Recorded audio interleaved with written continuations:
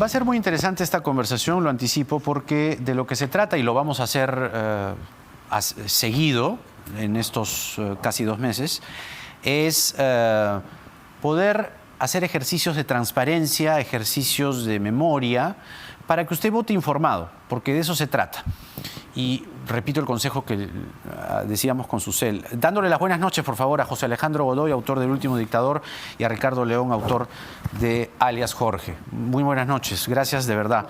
Y justamente... Hola, Jaime, gracias. Hola, ¿qué tal? Decía o recordaba la conversación con Susel hace un momento porque creo, no sé si coincidirán, en este momento no se deberían tomar decisiones. Es decir, en este momento, como dice la canción, enjoy the silence. En este momento, calladitos y a pensar, ¿verdad? Entonces, con ustedes, lo que queremos es hacer un ejercicio de transparencia. Comencemos contigo, José Alejandro. Algunas de las cosas del libro, que está muy bueno, por cierto. A ver, memoria. Susana Higuchi. ¿Ya? Sufrí tortura con electroshock en 2 oportunidades, una en el 92, otra en el 2000. El electroshock fue luego de la denuncia de la ropa donada, del autogolpe, y dentro de esos 4 meses que me mantuvieron encerrada en el Pentagonito, en el CIE, me torturaron con electroshock. Todavía pueden ser visibles ciertas huellas de quemadura hasta en la cara y en todo el cuerpo. Testimonio de Susana Higuchi, Congreso 2001. Primer ejercicio de memoria, porque quien relevó a Susana Higuchi en el cargo de primera dama fue Keiko Fujimori. Después vamos a hablar otra cosa de Keiko Fujimori al final, pero esta parte, desde la humanidad de la señora Fujimori, ¿tú qué interpretación tienes? ¿O qué interpretación le haces al público? Es quizás de los capítulos más sobrecogedores del libro, ¿no?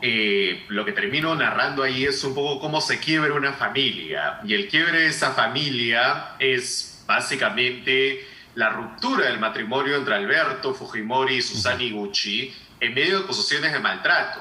Acusaciones de maltrato que probablemente, vistas con ojos de hoy, hubieran sido vistas de forma distinta a como se tuvieron en 1994, 1995, cuando se dio este divorcio bastante tortuoso, ¿no? Hoy en día probablemente le hubiéramos hecho mucho más caso a las acusaciones de Susana Higuchi y hubiéramos sido mucho más críticos de la posición de Alberto Fujimori y además de la posición de los hijos de Alberto Fujimori. Y creo yo que además esto puso en una encrucijada a un grupo de adolescentes, que eran los hijos del matrimonio, que tuvieron que tomar partido por uno o por otro de sus padres y además, en el caso de Keiko Fujimori, asumir el cargo de primera dama en momentos en los cuales, y creo que los tres más o menos somos relativamente contemporáneos, podríamos haber estado a puertas de entrar a la universidad, con nuestras primeras fiestas, y probablemente en un momento en el cual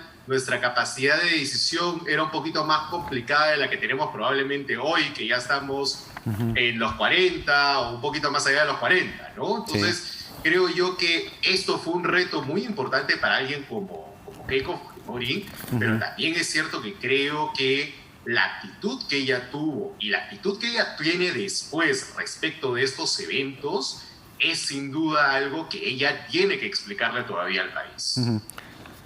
Según el periodista Juan Subausti, Higuchi se acercó a Frecuencia Latina, donde trabajaba, para dar cuenta de sus denuncias y grabaron su testimonio. La cinta no salió al aire en su momento, pues el departamento de prensa tenía simpatías por Fujimori. Hay cosas que no se conocieron tampoco.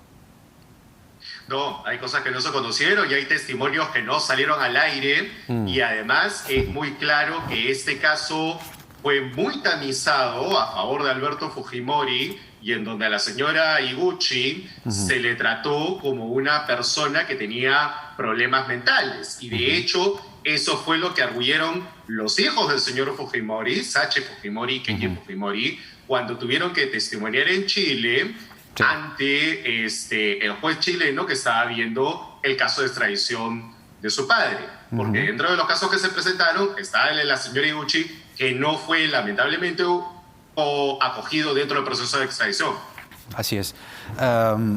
Ricardo, en el caso de Perú Libre, y aquí cuentas la historia de Alias Jorge, muy interesante también el libro, sobre Bermejo tenía yo una consulta, perdóname.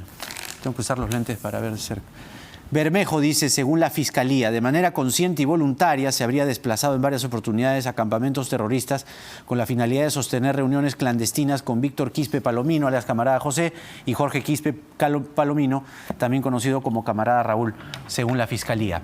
¿Existe alguna proximidad entre los Quispe Palomino, Bermejo, Castillo, o es muy jalado de los pelos? No es muy jalado los pelos. En determinados momentos es bien difícil de entender. Quispe Palomino en estos últimos años, varias veces, han tenido contactos con dirigentes sociales, frentes de defensa y otros. Ha habido muchos casos. Los Quispe Palomino los convocan.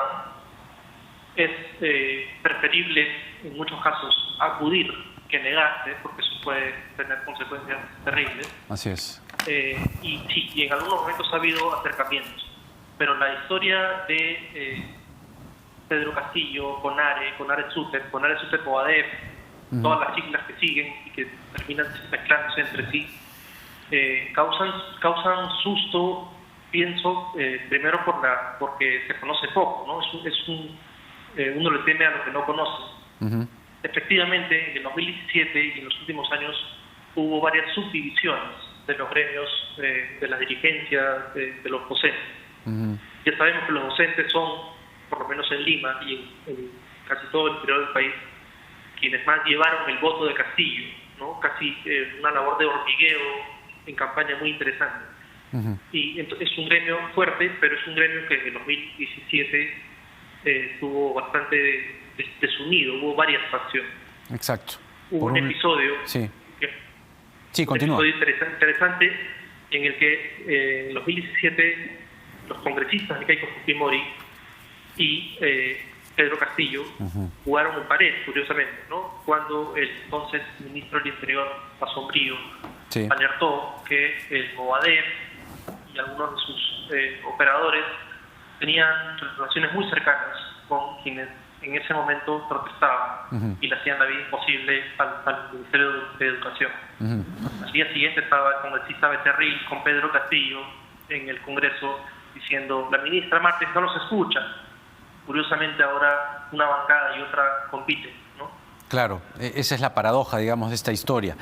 Pero sí, ciertamente el evento del 2017... incluso señalados los elementos del Movadef por el ministro Asombrío en su momento, nos abren una pregunta adicional. ¿Cuánto de Movadef, es decir, de la ideología de Sendero Luminoso, en este programa está prohibido terruquear? Hablamos de hechos, facts, cosas concretas. Y yo te digo por qué. Porque estaba anotando algunas cosas y notando también. Y la verdad es que sí, pues por lo menos esto de ricos y pobres, o amo y esclavo, es Marx. En el plan, en el ideario, dicen que son leninistas. Y esto del campo a la ciudad es Mao Zedong. Entonces, esa es la teoría.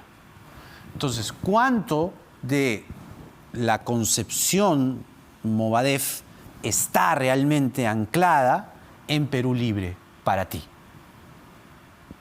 Es difícil saberlo con exactitud, pero es básicamente, esto se remite a cuando el Movadef, en su momento, uno de sus múltiples brazos de acción fue a través del magisterio, de algunas dirigencias, de algunos gremios docentes, y lograron penetrarlos bastante, ¿no? De ahí a decir que Pedro Castillo tiene vínculos directos con Movadef, me parece que es muy simplista. Hay un par de conexiones entre una cosa y otra. Efectivamente, congresistas que han entrado ahora con Perú Libre, según el conteo, ya están dentro del Congreso, claro, que han sido investigados, procesados, uno de ellos incluso absuelto y otra vez vuelto a enjuiciar, que es el congresista Bermejo. Y en fin, hay un vínculo. Sí lo hay. A mí, sinceramente, Jaime, José Alejandro, más me preocupa el vínculo que podría haber con otros grupos radicales, ¿no? Se sabe, por información que esté desde el lado de UPP, que desde el instante en el que Pedro Castillo dijo yo indultaré a Antauro Humala, todos los votos que podrían haber ido para José Vega y sus atláteres fueron para Pedro Castillo. Y no ha sido todo, ¿no? Claro. Ese era el golpe que necesitaban. Necesitaban a alguien que reuniera, por un lado, esa cercanía ideológica, política, y alguien que además dijera, hey, yo puedo llegar al poder, de repente llego al poder, claro. llego al poder, voy a intentar arrancarlo. Lo ha dicho cuantas veces se lo han preguntado. Claro. Por ahí veo yo alguna cercanía un poco más. Vamos a seguir. Tenemos una segunda ronda, pero queremos ir ahora con José Alejandro. Este otro evento, Fujimori ya se había ido del país, ¿no? Y queda la señora Keiko. Keiko Fujimori fue la única integrante de su familia que dio la cara en la hora final. Sus hermanos Hiro, Sachi y Kenji fueron alertados el domingo 19 de la renuncia de su padre. Ninguno de ellos brindó declaraciones. En Palacio de Gobierno el clima era de funeral. Un funcionario de la presidencia se acercó a Carlos Raffo y le preguntó a boca de jarro, Carlos, ¿qué vas a hacer ahora? Esperar la llamada del presidente. Y claro, relatas de la mudanza que tuvo que encargarse Keiko Fujimori sola, los enseres de la familia en la residencia presidencial, todo ese ambiente. Keiko lacónica, ¿no? Yo sí me quedo, dijo. Pudo haber sido el inicio de lo que hoy puede consumarse el 6 de junio, porque aquí ella estaba desencajada. Recordamos todos la salida por atrás, por la residencia, subirse al carro, lacónica, ¿no? ¿Cómo así transcurre desde este momento la situación que se vive hoy en la que ella se ha acercado a su padre, se peleó hace 3 años? ¿Cómo evalúas esta línea de tiempo? Está al final de ese parágrafo. Que manejaba el carro era Ana Vega. Así es, Ana Vega, correcto. Terminadas las fotos en Palacio, Keiko subió al auto de Ana Vega, pensaba hacer una nueva vida lejos de la política. Lejos de la política. Sí. Keiko Fujimori pensaba que ahí se acababa cualquier participación política suya, que ella iba a poder hacer su vida normal. De hecho, en el 2003 se va a los Estados Unidos buscando hacer una maestría en administración de empresas. Es ahí donde conoce a su actual esposo. Entonces, en general, ella había hecho una vida, en principio, que no iba a ser política. Cuando Alberto Fujimori, enganchado entre otros por Carlos Raffo, se le ocurre la idea de ir a Chile para poder afrontar desde ahí un proceso de extradición o una posibilidad de retorno triunfal vía Tacna, y se equivoca de cabo a rabo, es ahí que finalmente Keiko Fujimori es empoderada por su padre para ser la persona que lo va a suceder. Primero en el Congreso entre el 2006 y el 2011, y luego ya como candidata presidencial en 3 ocasiones, ¿no? Y siempre en todo ese camino estuvo Ana Vega. Entonces estamos hablando de una relación política, de una relación cuasi maternal, que además remite precisamente a esa relación quebrada, de la cual hemos estado conversando hace un rato con Susana Iguchi, y que nos da ahora una Keiko Fujimori complicada, porque tiene una relación relativamente buena ahora con su madre, por lo menos ante cámaras, se ha reconciliado con su padre y en principio, no sabemos si esto se está dando o no, pero en principio no debería hablar con la señora Ana Vega por ninguna causa. Claro, por la investigación. Considerando que ella tiene una investigación pendiente y una investigación que puede quedar además interrumpida si es que la señora Fujimori gana. Exactamente, hasta el 2026. Ahora, Ricardo, para que termines la idea que estabas planteando en la pregunta anterior, ¿cuánto peligro, y digámoslo así, peligro, puede constituir el hecho del acercamiento del antaurismo a Pedro Castillo?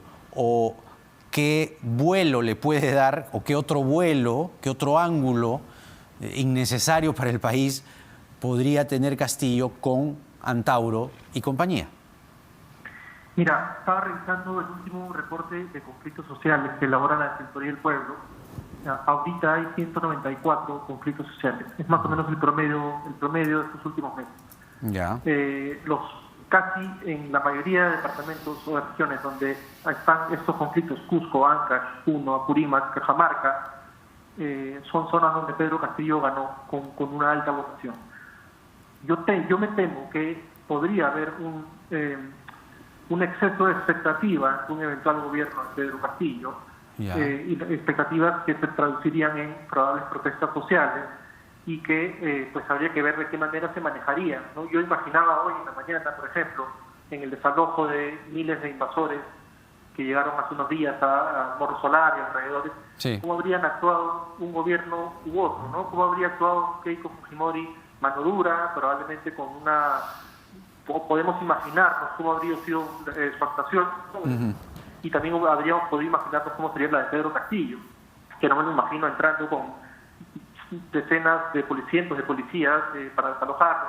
No sé, pienso que los extremos también se van a traducir a la protesta social, ¿no? Hay un montón de conflictos sociales activos, latentes, vigentes, que María las va a pasar cierto tiempo, y el exceso de expectativas que podrían generarse por el lado del Castillo, pues se van a traducir en protestas. Y el exceso de, o ese fuerte voto que tiene Keiko Fujimori, pues también, ¿no? Porque ahí se enfrentan contra lo que ella ha vendido en los últimos meses de campaña, mano dura, orden social y eso, ¿no? Así es. Les agradezco mucho. El tiempo se nos ha acabado, pero seguiría conversando aún más con ustedes porque creo que este ejercicio que ofrecemos hacerlo de aquí hasta el 6 de junio es necesario por la situación por la que estamos pasando. Ricardo León, autor de Alias Jorge, léanlo, muy bueno, y José Alejandro Godoy, autor del Último Dictador, también léanlo, muy bueno. Gracias a los dos, muy buenas noches, hasta la próxima.